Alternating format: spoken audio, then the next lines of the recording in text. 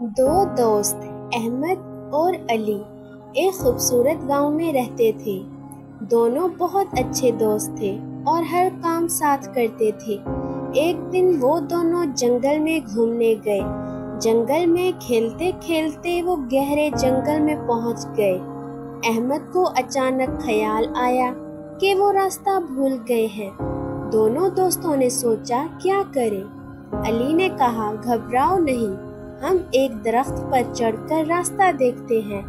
अहमद ने अली की बात मानी और दोनों एक बड़े दरख्त पर चढ़ गए। दरख्त के ऊपर से उन्हें अपने गांव की छतें नजर आईं। अली ने कहा, देखो वहाँ हमारे गांव है, हमें इस तरफ जाना चाहिए।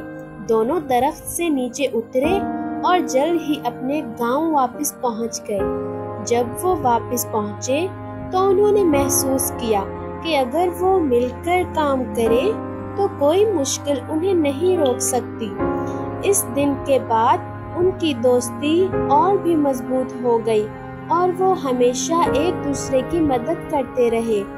बच्चों, ये कहानी हमें सिखाती है कि दोस्ती में एतमाद और साथ होना बहुत ज़रूरी है।